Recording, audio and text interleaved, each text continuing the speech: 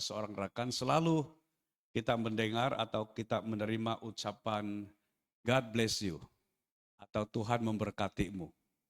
Kalau yang singkatan itu adalah GBU. GBU itu God bless you, itu bukan singkatan gobuk. Tahu itu gobuk, itu gobuk tuh. Itu monyet yang pendek ekor, ya. God bless you. Pada pagi ini saya ingin mengungsikan firman Tuhan ini dengan tema ini, diberkati Tuhan. Saya percaya kita semua mau dan rindu kita diberkati, amin. Semua kita mau supaya hidup kita diberkati. Dan kalau kita membaca firman Tuhan atau kalau kita menyelidiki firman Tuhan ini, perkataan berkat itu di dalam Alkitab dari bahasa asli. Khususnya di dalam ayat di Efesus 1 ayat 3 tadi itu. Kata berkat di sana itu dalam bahasa asli adalah eulogia. Berasal dari dua kata yaitu io yang berarti baik dan logia itu sebenarnya dari kata logos yaitu perkataan. Kalau ini disambungkan, kalau ini dari arti literalnya adalah perkataan baik atau satu ucapan, ungkapan yang baik. Itu kata-kata berkat. Itu sebabnya kita sebagai anak-anak Tuhan, kita bukan hanya mau belajar, tetapi perlu kita ambil komitmen untuk selalu mengucapkan perkataan-perkataan baik. Karena itu adalah ucapan berkat. Sama ada untuk diri kita sendiri, kepada orang lain, atau satu situasi. Karena kita akan selalu sebenarnya terpancing untuk mengeluarkan ungkapan-ungkapan yang tidak memuliakan Tuhan dan itu bukan ungkapan yang baik. Itu bukan yang disebut sebagai eulogia. Ada satu peristiwa, saya tidak tahu itu pada tahun 9 di penghujung 90-an atau di awal 2000, saya sudah tidak begitu ingat. Itu adalah kali terakhir saya mendaki satu gunung yang berdekatan dengan kampung saya di Kota Merdu. Nama gunung itu kalau sekiranya kami orang tempatan, kami menyebutnya sebagai Gunung Nembuyukung. Tapi kalau di dalam peta atau nama rasmi yang digunakan oleh kerajaan yaitu Gunung Tembuyukan. Kalau di Sabah ini adalah gunung yang ketiga atau keempat tertinggi selepas Gunung Kinabalu. Dan tetapi kalau menurut yang lain lagi, sebab kalau ini Gunung Kinabalu, sebenarnya kalau ke sebelah kami di Kota Marudu, ada dua lagi gunung di bawah Gunung Kinabalu itu. Dan Gunung Kinabalu kalau di kampung saya tidak kelihatan oleh karena terlindung dari satu gunung di belakang gunung Nembuyukung ini, yang kami sebut sebagai Madalong. Tapi ini juga disebut Tembuyukan kalau sekiranya di dalam peta. Ada satu kali kami ada misi pendakian, ini adalah acara dari pemuda-pemudi di gereja kami, yang pada waktu itu abang saya sendiri yang menjadi pengerusi, dan saya menyertai. Waktu kami menaiki gunung ini, ada beberapa peraturan atau disiplin yang kami tetapkan. Salah satunya adalah sepanjang perjalanan untuk menaiki gunung ini, semua perkataan-perkataan negatif tidak boleh diucapkan. Contohnya bodoh, cilaka, dan semua perkataan-perkataan itu tidak boleh diucapkan. Karena dalam situasi sukar, contohnya tergelincir saja, biasanya perkataan ini itu akan otomatis keluar. Jadi masing-masing daripada kami pendaki waktu itu, kami menjaga satu dengan yang lain supaya jangan mengucapkan perkataan yang tidak benar itu. Kalau ada yang terucap, yang seorang itu dia akan beri peringatan. Dan beberapa peristiwa yang baik sebenarnya terjadi, ada anak muda ini yang memang masih terikat dengan rokok. Waktu kami turun dari gunung itu, kami ternampak ada rokok yang sama ada terjatuh atau ditinggalkan di tepi jalan. Jadi kami perasan, saya dan abang saya tanya di antara ahli kumpulan, ada di antara kamu yang terjatuh rokok kah? Itu masih dalam kotak, saya ingat. Kemudian baru yang seorang itu dia mengaku. Itu sebenarnya bukan tertinggal, itu bukan terjatuh. Saya memang sengaja tinggalkan rokok itu karena saya mau ambil komitmen untuk berhenti dari keterikatan rokok. Karena kalau dia sudah naik di puncak dan dia teringin merokok, tidak mungkin dia turun lagi ke bawah untuk ambil yang dia tinggalkan. Namun ada satu peristiwa yang membuatkan saya dan abang saya, walaupun ucapan yang diucapkan itu adalah satu ucapan yang kami larang untuk diucapkan. Tapi itu membuat kami gembira. Itu peristiwanya adalah begini. Ada satu laluan, ini adalah batu yang tinggi dan biasanya kalau musim hujan atau kalau dia berair, dia itu adalah laluan air terjun. Dan hanya ada laluan kecil yang sempit untuk melalui itu dan di situ adalah satu curam. Dan waktu itu jalan untuk ke gunung ini belum begitu baik, belum lagi dibuat sepenuhnya oleh Taman-Taman Sabah. Ada seorang yang membawa satu periuk atau satu lanjang, tahulah lanjang kan. Dan itu penuh dengan sayap ayam sebenarnya, sebab misi kami akan BBQ di puncak. Tiba-tiba dia tergelincir dan saya dan abang kami di belakang dia. Dia tergelincir dan bila dia tergelincir dalam pikiran kami memang habislah. Sebab itu curam dan itu batu dan pasti dia sudah dibawa dan kalau dia terjatuh dia akan sama ada cedera teruk atau dia akan serta-merta meninggal dunia. Namun sebelum kami dapat melihat apa yang berlaku di bawah, tiba-tiba saya dan abang saya terdengar suara dia yang dia ungkapkan begini, "Boy!" Perkataan itu sebenarnya kami itu salah satu perkataan yang dilarang, yang puhoi, yang saya tidak tahu kalau orang dusun ini biasanya perkataan itu satu perkataan yang kurang baik, walaupun puhoi itu ya seperti meludah itu. Tapi mendengar suaranya itu berarti dia selamat. Dan dia hanya berpaut dengan satu akar kayu yang kecil. Kalau tanpa dia dapat berpaut dengan itu, dia memang sudah dibawa dan boleh menyebabkan kematian.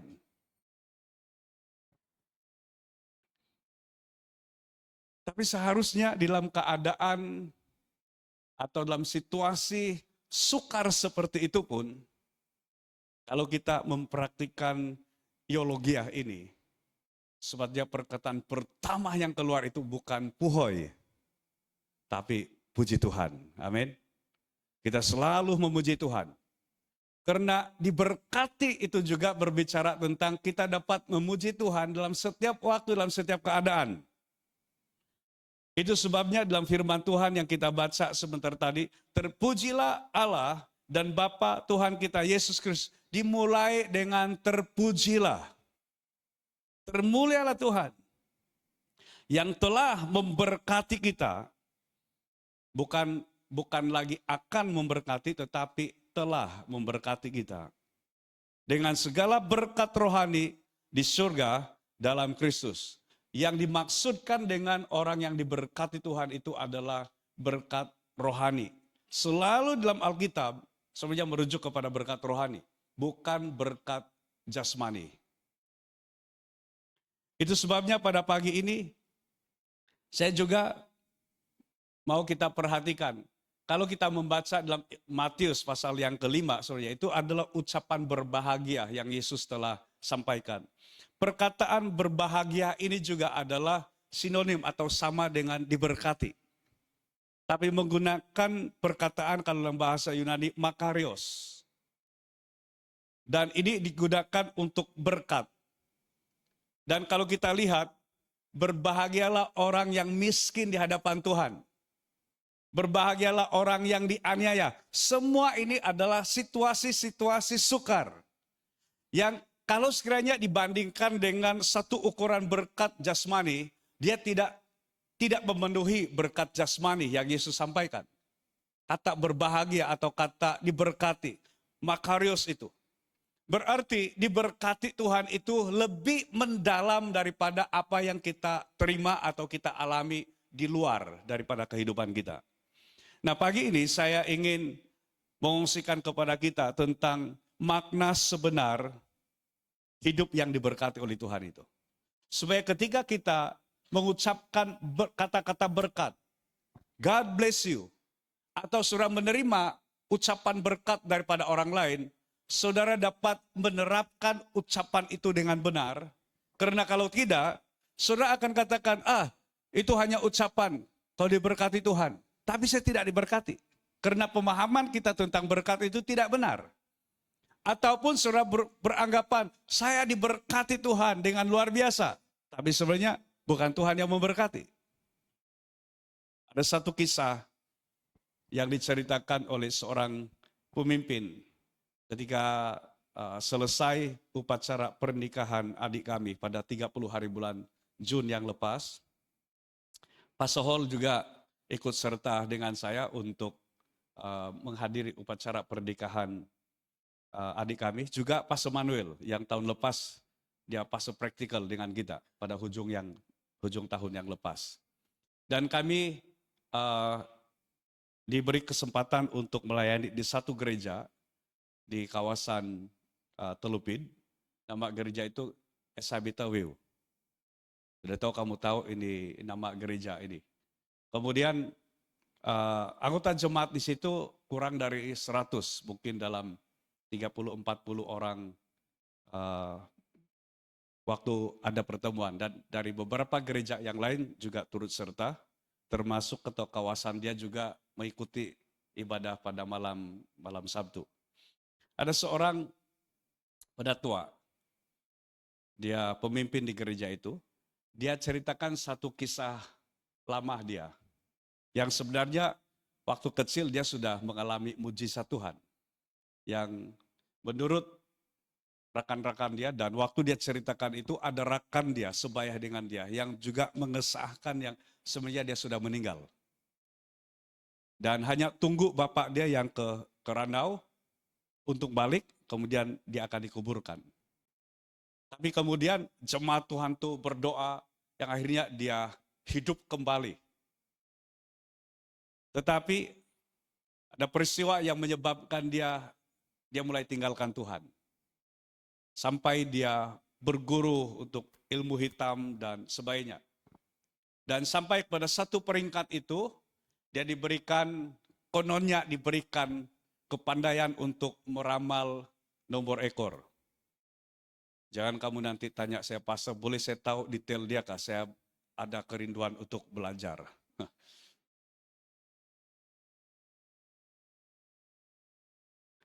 Kemudian guru dia berikan nomor itu. 9959. Jangan nanti bila biasanya itu nomor itu kalau dijual. Kemudian dia mulai beli nomor itu. Kemudian hari ini adakah jual? Ada. Kalau yang ada itu memang biasa lah itu. Kemudian dia pergi beli, di satu tempat ini habis. Pergi tempat yang lain habis. Kemudian itu nomor pun pada habis kah? Bersamaan saja si Brother Edi dan Pak Sohol, dia katakan, iya. Kemudian saya ketawa. Oi, kamu pun tahu pula yang itu barang itu pada habis, itu berarti pengalaman kamu beli nomor. Seumur hidup saya sebenarnya, saya tidak pernah beli nomor ekor. Ada satu kali waktu tahun 98 saya masih bercuti dalam pelayanan, saya bawa van ipar saya untuk angkut penumpang dari kampung ke Kota Merudu. Tiba-tiba ada seorang yang dia minta saya berhenti, dia bawa kertas dan duit. Duit itu untuk tambang pergi balik. Dan juga ada juga duit yang lain. Kalau dia cakap begini, pastor, boleh tolong kah beli di nomor? Jadi tahulah dia orang apa kalau dia punya bahasa seperti itu. Woi, saya bilang, Om, saya ini tidak pandai beli nomor. Boleh, saya sudah tulis itu nomor, kau beli, kau hantar saja di counter. Dong tahu itu, beli itu. Masalahnya adalah, kalau saya pergi beli nomor, walaupun itu nomor orang lain, saya yang beli dan orang nampak, pastor pun pergi beli nomor ekor. Ini satu pergumulan bagi saya waktu itu, kemudian sampai di Kota Merdu. Saya mundar-mandir, mau pergi beli atau tidak. Lalu saya beritahu kawan saya, ini ada itu Om minta saya beli nomor, mana saya pandai semua ini. Tidak payahlah, nanti saya yang tolong pergi beli. Jadi dia yang tolong pergi beli yang nomor itu. Nah, kembali kepada cerita penatua ini. Dia pelihara nomor itu sampai hampir 2 bulan dan sudah ribuan. Di mana-mana tempat dia pergi beli itu, dia pajak saja nomor itu. Dan dia katakan, semua pendapatan saya, dia itu bawa kereta, semua pendapatan saya hari itu habis untuk beli nomor itu. Karena kalau kena, dia akan jadi jutawan segera. Ada satu masa itu, pada hari Sabtu kalau saya tidak salah, hanya waktu itu dia tidak beli oleh karena mereka tanam padi. Hari Isnin berikutnya dia pergi di pekan dan guru dia ini, dia bawa surat kabar. Biasanya dulu itu nomor itu akan keluar di surat kabar. Betul gak itu? Kalau yang mungkin tahu juga lah kamu itu. Kemudian guru dia cakap, jadi berapa kau beli itu nomor? Kemudian dia cakap, ayah saya tidak ada beli yang hari Sabtu saya tidak beli karena kami menunggal. Kemudian dia buka itu surat kabar. Kalau kau beli itu, kau sudah jadi jutawan. First prize, 9959.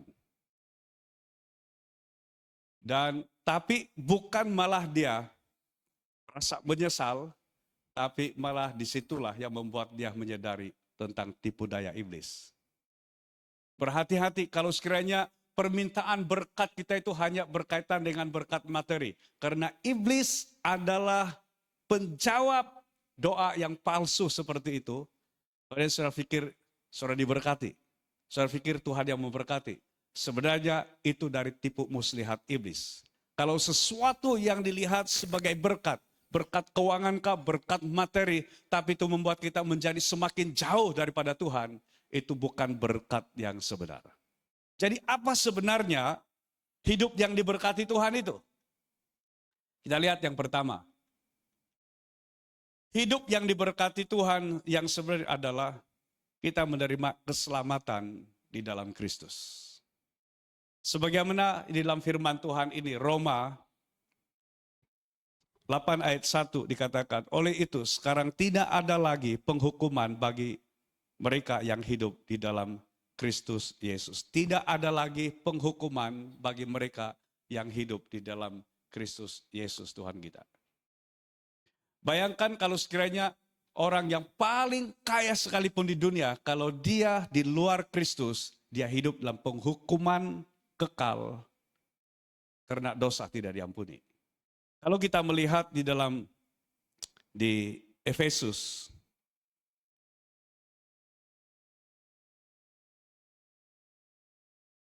kalau kita baca dari ayat yang ketiga tadi itu dikatakan, terpujilah Allah dan Bapa Tuhan kita Yesus Kristus, yang dalam Kristus telah mengaruniakan kepada kita segala berkat rohani di dalam sorga.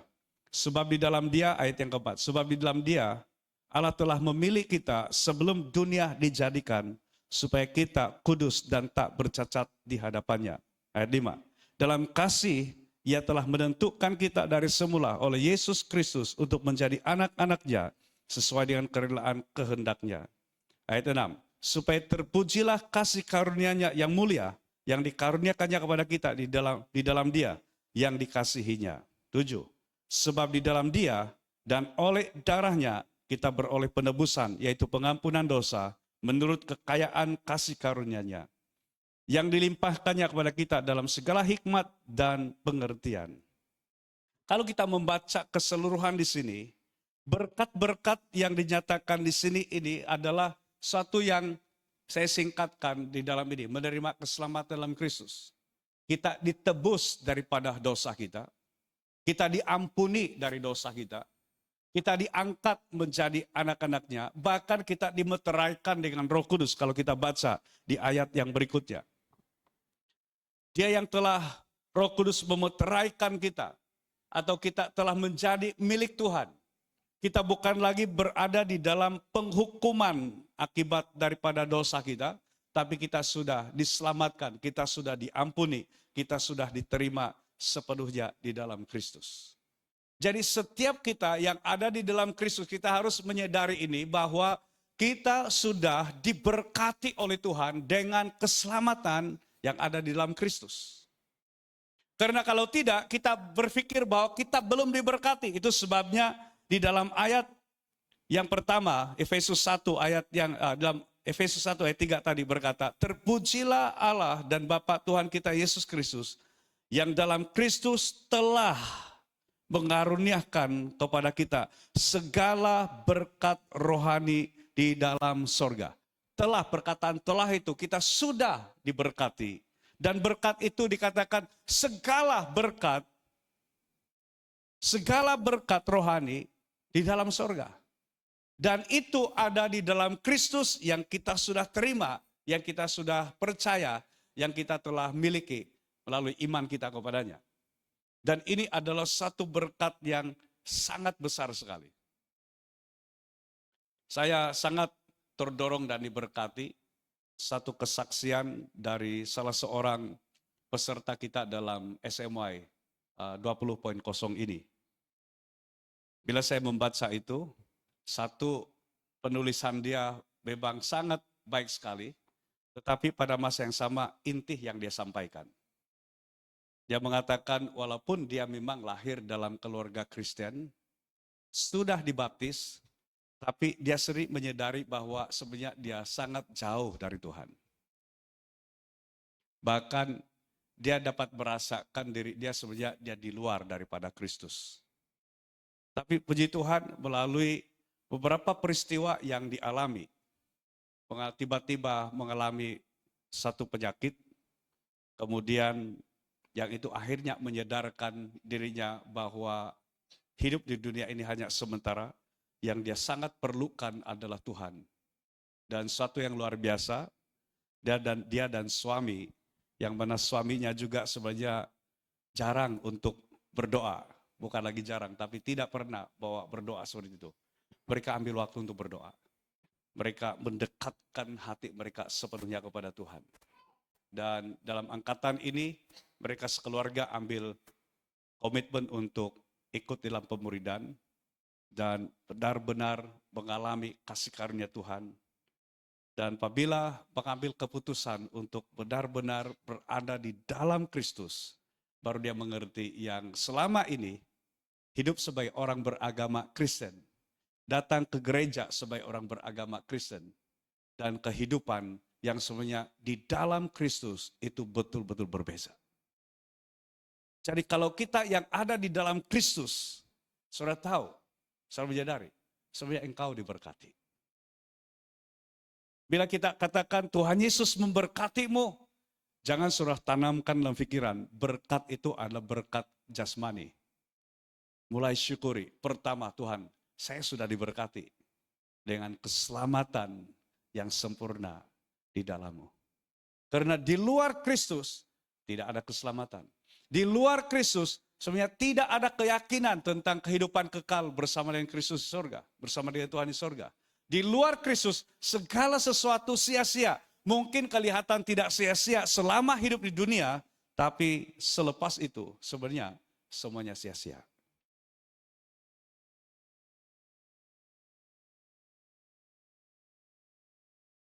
Orang yang memiliki hubungan yang benar dengan Allah dalam Kristus sudah memiliki berkat terbesar dalam hidupnya.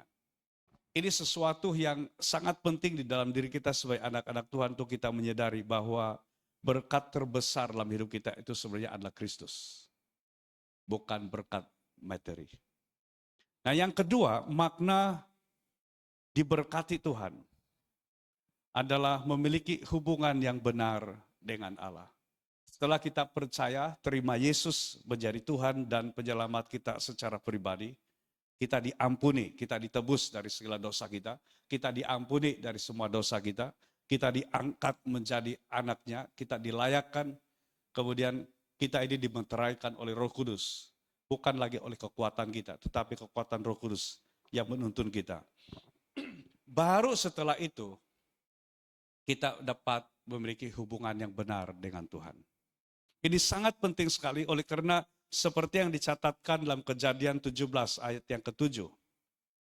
Firman Tuhan di situ mengatakan, aku akan mengadakan perjanjian antaraku denganmu dan keturunanmu turun-temurun sebagai perjanjian kekal, supaya aku menjadi Allahmu dan Allah keturunanmu.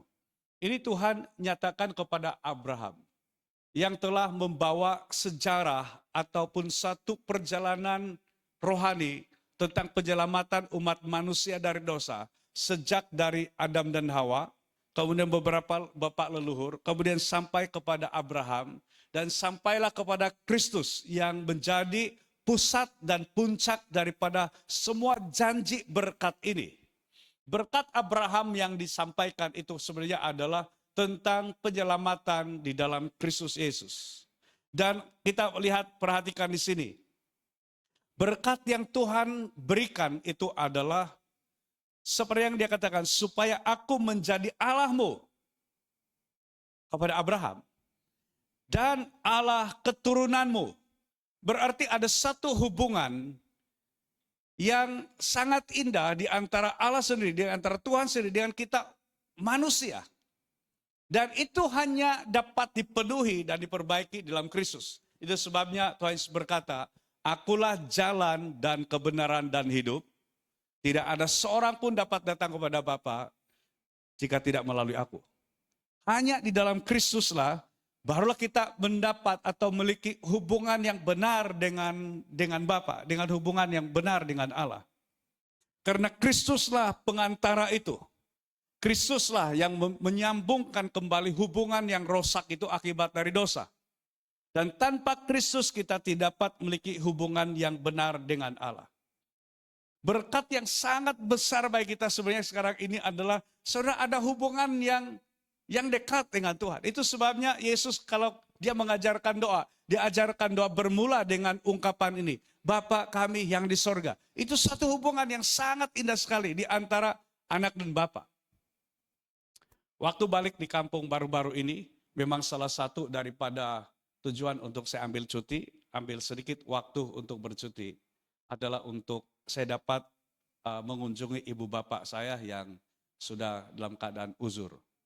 Kalau ibu saya, dia sudah sukar untuk berjalan, dia memakai tongkat dan saya memang melihat sangat kasihan dan saya tidak sanggup berlama-lama sebenarnya melihat atau bersama dengan dia. Apalagi kalau dia berjalan. Dia pakai tongkat dan dia hanya dapat berjalan seperti ini sekarang. Tapi saya lihat dia masih berusaha untuk masak sendiri. Kemudian dia ada waktu dia keluar di halaman rumah dan saya lihat dia menyapu. Walaupun dalam keadaan seperti itu. Sementara bapak saya pula, dia sudah tidak dapat mendengar. Terakhir saya balik di kampung, apabila saya bercakap dengan bapak saya, lain yang saya tanya atau lain yang saya katakan, dia akan jawab lain karena dia tidak mendengar. Tapi waktu saya balik dan bercakap dengan dia dapat mendengar dan dia boleh menjawab. Sampai waktu saya video call dengan bapak dan istri dengan anak-anak, bapak mendengar apa yang disampaikan oleh istri dan kami berdoa secara online saja di telepon, termasuk dengan ibu kami. Dia sudah tidak dapat mendengar dengan baik. Tetapi itu tidak bermakna hubungan saya sebagai anak dan dia sebagai bapak itu terputus oleh karena itu. Dia tetap kekal. Dan demikian kita, apalagi kalau Tuhan. Dia tidak seperti kita manusia yang pendengaran kita boleh terjejas. Telinga Tuhan tidak pernah terjejas untuk mendengar kita anak-anaknya. Sebenarnya dia selalu rindu dan ingin kita anak-anaknya berbicara dengan Bapa. Dan kita mendengar suara Bapa kepada kita. Itu hubungan. Itu adalah kata berkat itu. Berkat itu berbicara tentang kita ada hubungan dengan Tuhan. Kita ada akses terus dengan Tuhan. Dia seperti, sebenarnya kalau sekiranya kamu ada tab yang paling canggih sekalipun atau handphone yang paling canggih. Pada waktu balik di kampung, sempat kami pergi hiking. Nah, itu saya punya istilah lah, hiking. Di satu tempat yang perjalanan dia sekitar 6 jam. Banyak pacat tetapi healing-healing lah di tempat itu. Dan pernah dahulu saya selalu juga pergi ke tempat itu. Dan kalau bawa handphone yang paling canggih sekalipun, tidak ada gunanya lagi. Karena tidak ada talian. Tapi rupa-rupanya sekarang ini ada tempat-tempat tertentu yang dia ada talian dan saya masih boleh bermesej dengan istri. Saya masih boleh sempat di satu poin itu, di tengah hutan itu saya video call dengan rekan-rekan pastor yang ada di Semenanjung. Seperti Pastor Alizan, Pastor Victor, Pastor Edwin, Pastor Jamudi, dan Pastor Hall juga waktu itu. Dan kami sempat live telepon saja secara video call yang ada di WhatsApp itu, di dalam grup kami. Ada connection, ada hubungan. Tapi kalau kita dengan Tuhan, dia tidak bergantung dengan ada line Selkom kah, Digi kah, atau apa yang lain. Sampai saya beritahu dengan Pastor Hall, dia punya talian itu U Mobile. Kalau di Sabah memang banyak tempat yang tidak ada talian U Mobile. Sampai saya nasihatkan kau gantilah U Mobile itu dengan mana-mana talian yang lebih meluas. Hubungan yang benar dengan Tuhan. Bukan lagi kita datang kepada Tuhan dengan satu penolakan, tetapi Tuhan rindu. Seperti kisah di dalam Lukas, ada anak sulung dan anak bungsu itu. Itu sebenarnya adalah satu pernyataan hati Tuhan kepada kita anak-anaknya. Waktu di sambutan Hari Ibu yang diadakan di Sungayul, itu yang istri saya sampaikan pada waktu itu. Dan sampai dia bagi ilustrasi tentang anak yang hilang itu, anak bungsu itu kembali kepada bapak. Dan dia panggil saya sebagai anak. Ini ilustrasi, dramatik ilustrasi. Dan sis katakan anak itu berlari kepada bapak. Kemudian sis itu seperti bapak dan dia peluk anaknya itu. Nah kalau orang yang tidak tahu kami suami istri mungkin akan tersandung. Karena dipeluk oleh seorang wanita dengan seorang laki yang dewasa. Tapi bayangkan itu. Sebenarnya Yesus mau sampaikan hatinya betapa itu berkat yang besar bagi kita anak-anaknya. Walaupun kita menjadi seperti anak bungsu itu yang telah menjauh daripada Bapa, melakukan perkara-perkara yang tidak benar, yang menyakitkan hati Bapa, termasuk juga anak sulung ini yang begitu sombong sebenarnya, Bapa lebih mendahului. Langkah Bapak itu lebih ke depan daripada kita anak-anaknya sebenarnya. Buktinya apa? Dan ini bukan suatu yang hanya suatu kisah atau satu perumpamaan yang Yesus sampaikan. Bila Yesus sampaikan kepada pendengar pada waktu itu, mereka tahu nilai daripada kisah itu. Oleh karena contohnya untuk anak bungsu itu yang keluar dari rumah, minta harta warisan, menjual semua harta warisan, pergi ke tempat yang lain, berfoya-foya di situ. Kemudian sekarang dia kembali, itu sebenarnya pintu sudah tertutup bagi anak ini. Kalau bapak yang memang berpegang kepada adat ataupun peraturan dari suku atau keluarga, memang anak seperti ini sebelum dia masuk di dalam kota, anak ini boleh dilempar batu sampai mati. Oleh karena anak ini dianggap sebagai anak derhaka. Dan bukan lagi anak saudara. Dia sudah putuskan hubungan dia dengan bapak dengan meminta harta warisan, bahkan menjual harta warisan. Harta warisan itu ada sesuatu yang sangat bernilai, yang hanya keturunannya yang berhak untuk menerimanya. Dari satu generasi kepada satu generasi kepada satu generasi. Harta keturunan. Harta warisan. Itu bukan dari usaha satu generasi. Ini dari satu generasi ke satu generasi diturunkan. Tapi Alkitab berkata, Bapak itu memandang anaknya itu dari jauh dan apa yang dilakukan. Dia mengangkat jubahnya. Itu sebenarnya adalah satu tindakan yang mempermalukan dirinya. Atau satu tindakan yang memalukan. Karena mendedahkan aurat ayah itu. Dan dia berlari kepada anaknya itu. Langkahnya lebih cepat, langkahnya lebih dahulu kepada anak ini. Dan setelah dia menemu anaknya, apa yang dilakukan? Dia memeluk anaknya.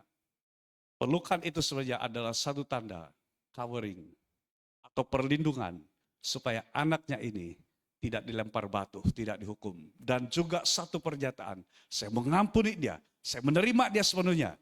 Bahkan dia mencium anaknya, diberikan perintah untuk beri jubah terbaik, pakaikan kasut kepada dia, karena kasut adalah melambangkan status dia sebagai anak. Karena kalau hamba, dia tidak berkasut. Berikan cincin. Cincin itu adalah ada bentuk meterai, tanda keluarga. Dan cincin ini juga adalah mengesahkan kedudukan dia sebagai anak di dalam keluarga itu. Tuhan Yesus menyampaikan sebenarnya hati Bapa, hubungan kita dengan Tuhan. Siapapun saudara pada hari ini, Tuhan berkata, aku mau memberkati engkau. Dengan kata lain apa? Kau merasa jauh dari Tuhan. Dia sebenarnya mau langkah Tuhan berbanding langkah kita. Lebih ke depan daripada kita. Bila kita mau berbalik, bertobat sungguh-sungguh dan kembali kepada Tuhan.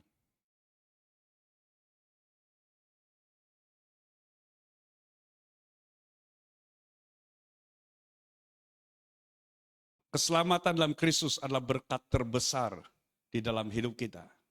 Karena keselamatan dalam Kristus memulihkan hubungan kita yang benar di dalam Tuhan. Yang ketiga dan ini yang terakhir saya sampaikan kepada kita pagi ini.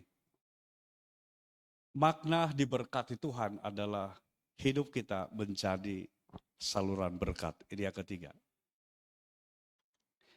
Dalam Kejadian pasal yang ke-12 ayat 2. Ini adalah apa yang Tuhan katakan kepada Abraham. Aku akan membuat engkau menjadi bangsa yang besar dan memberkati engkau, serta membuat namamu masyhur, dan engkau akan menjadi berkat. Perhatikan di sini. Ada dua bahagian di situ yang sebenarnya mengandung makna diberkati Tuhan yang sepenuhnya. Bukan yang hanya separuh. Tuhan katakan, aku memberkati engkau. Aku akan membuat engkau menjadi bangsa yang besar dan memberkati engkau serta membuat namamu masyhur.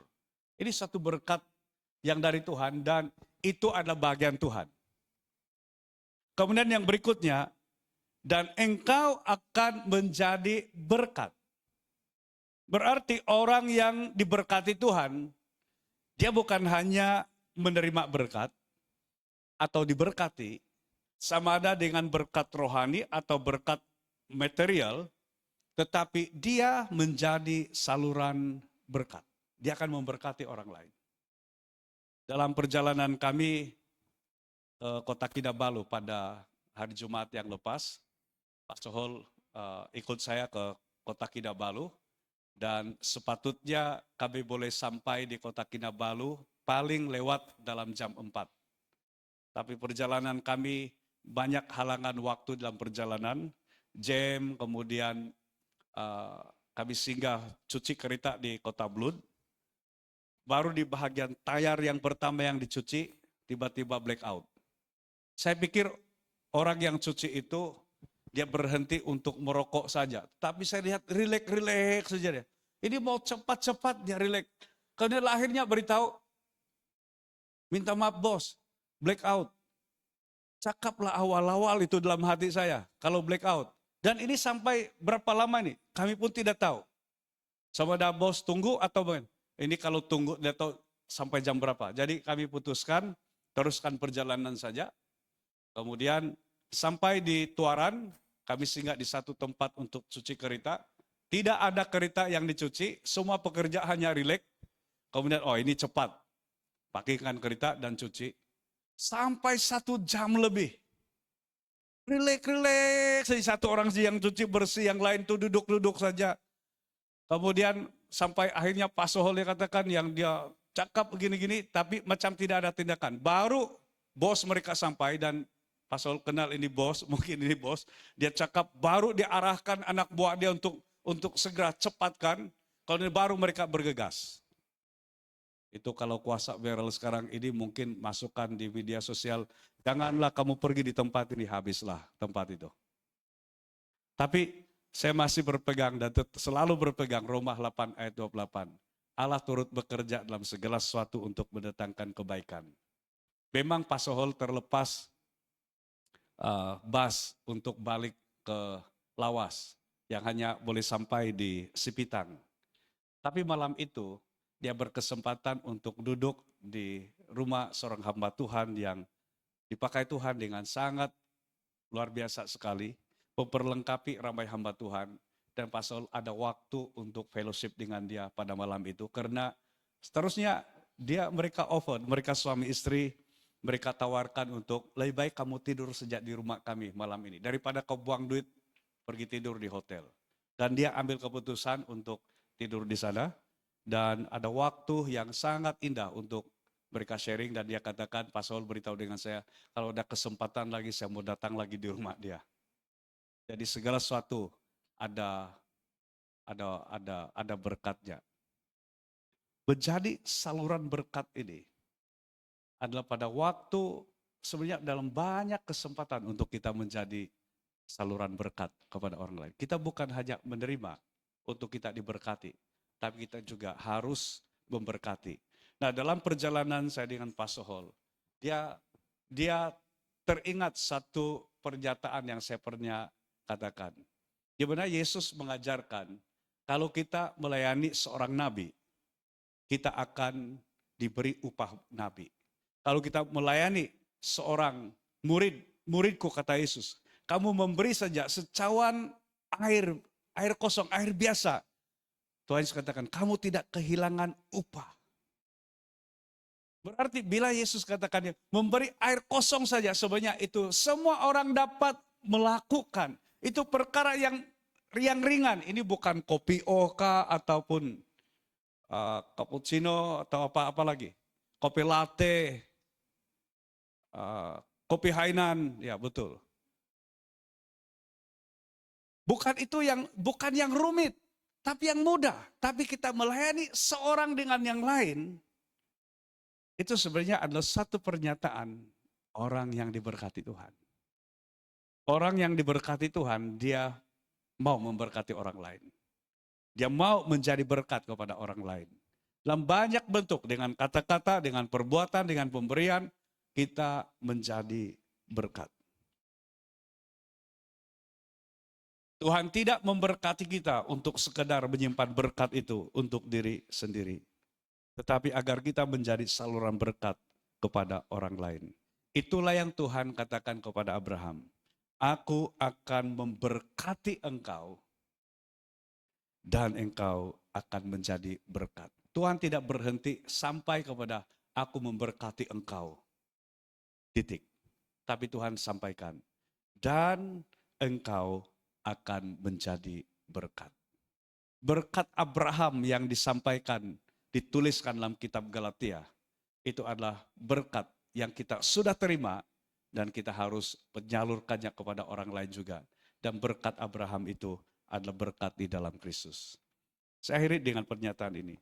Diberkati Tuhan adalah memiliki seluruh perkenan Allah di dalam kita, di dalam dan melalui Kristus dalam hidup kita.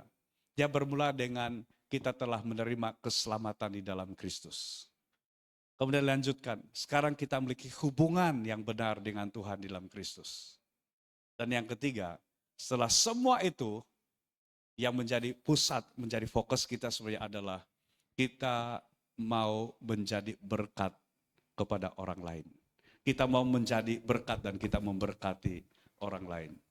Pada masa pandemik, Ada satu lagu yang lahir, saya tidak tahu itu lahir pada waktu pandemik atau sebelumnya, yang tajuk dia Blessing atau The Blessing atau Diberkati.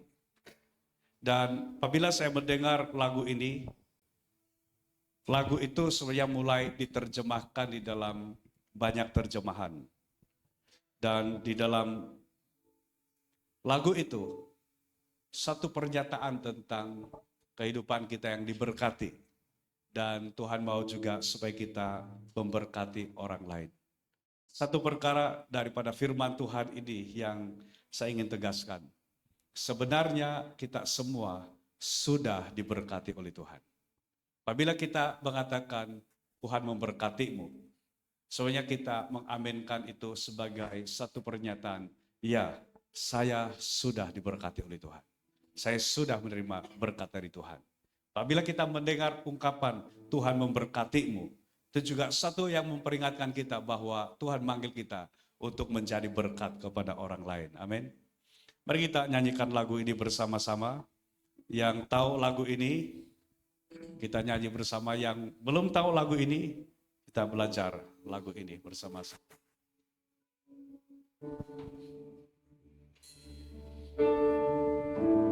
Dia berkati dan lindungi, menerangi dirimu.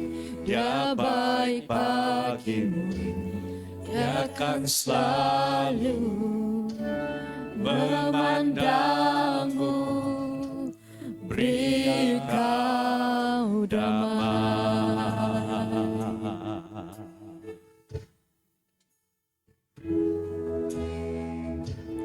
Dia berkati dan lindungi, menerangi dirimu. Dia baik bagimu, dia akan selalu memandangmu, beri kau damai. Amin. Amin. Amin.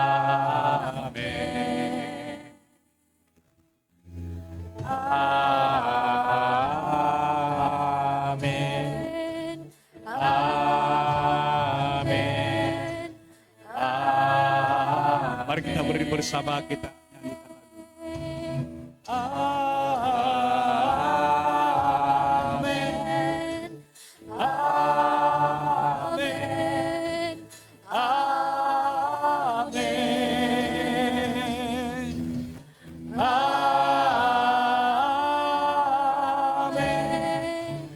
Amin. Amin.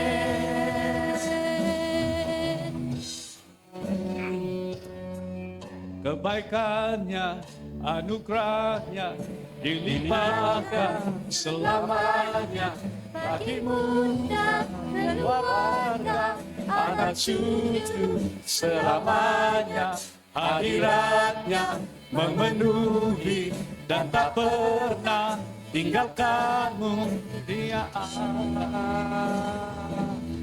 bersamamu di dalammu, Tuhan selalu besertamu pagi hari, malam hari, kemanapun engkau pergi, saat susah, saat senang, Dia ada bersamamu, Dia ada bersamamu. Amin. Amin. Amin.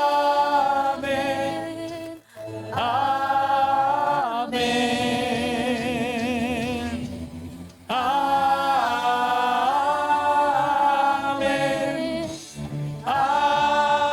Amin. Amin. Amin.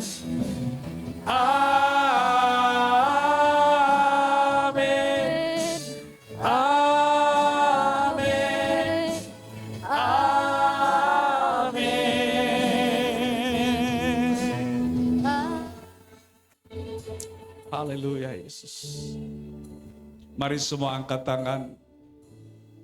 Dan saya berdoa untuk setiap kita. Dan terima berkat Tuhan ini dengan iman. Terima kebenaran ini yang engkau sudah terima daripada Tuhan. Berkat terbesar yang engkau sudah terima di dalam Tuhan. Jemaat Tuhan yang dikasihi dimanapun engkau berada. Yang ada di ruang ini pada pagi ini maupun yang mengikuti penyampaian firman Tuhan ini dimanapun saudara berada.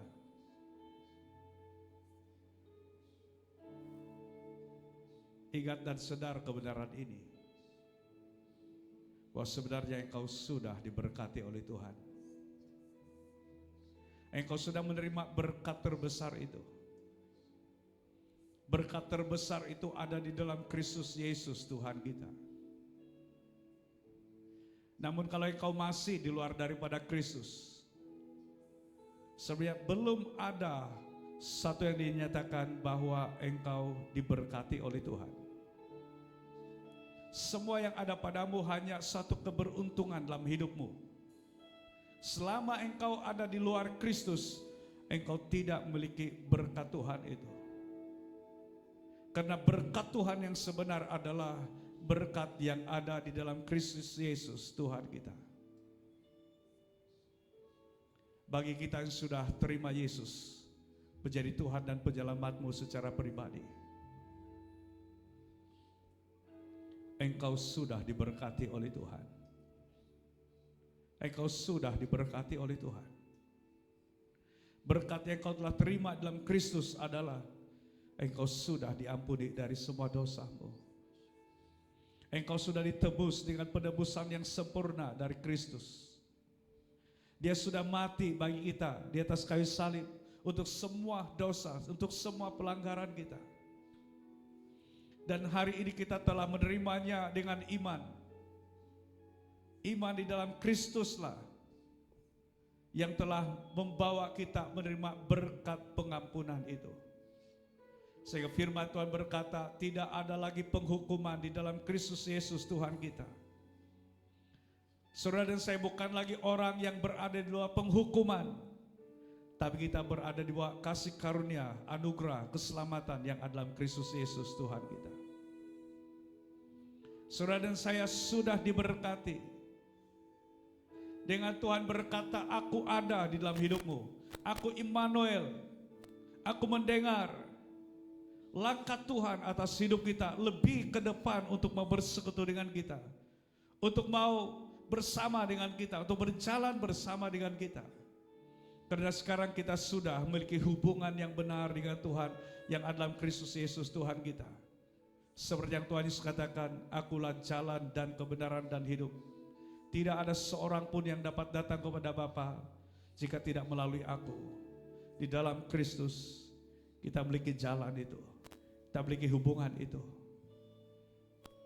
Kalau engkau sudah mulai menjauh dalam persekutuan dengan Tuhan, berbaliklah kepadanya. Berbaliklah kepadanya. Kembalilah kepadanya. Jangan ambil langkah untuk menjauh daripada Tuhan. Apapun alasanmu, kembalilah kepada Tuhan. Berbaliklah kepada Tuhan.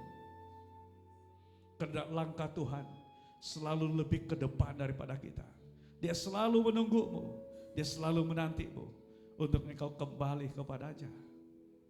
Itulah berkat yang ada dalam Kristus Yesus bagi kita.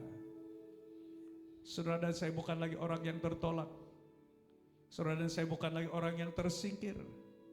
Tapi kita adalah orang-orang yang selalu dinantikan dan dirangkul oleh Bapa di sorga. Kita adalah orang-orang yang sudah diberkati. Karena itu Tuhan perintahkan supaya kita menjadi berkat kepada orang lain.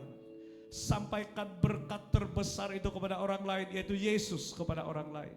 Karena hanya dalam Yesus kita diberkati. Hanya dalam Yesus kita menerima berkat. Hanya dalam Yesus kita menikmati berkat itu.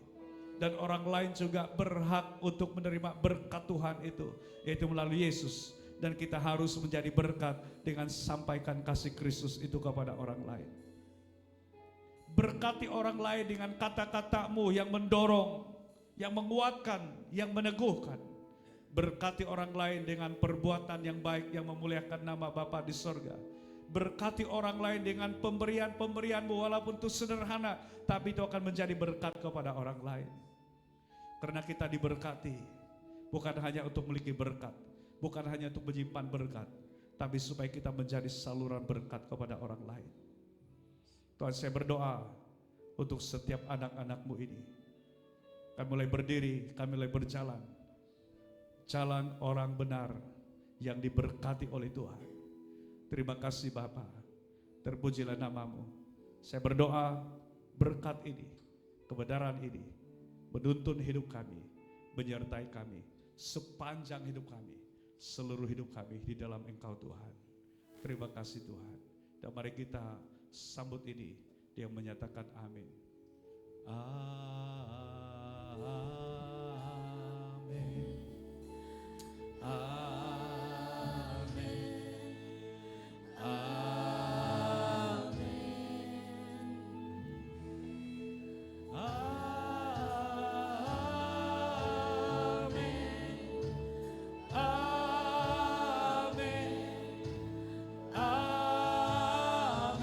Katakan amin.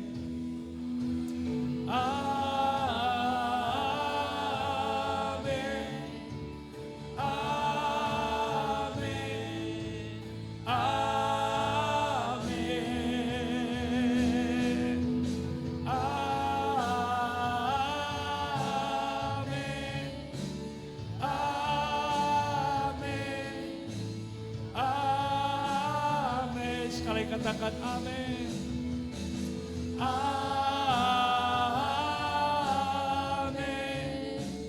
Amin. Amin.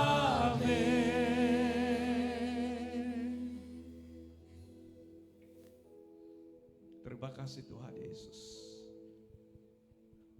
Kami sudah diberkati. Kami sudah menerima berkat-Mu itu.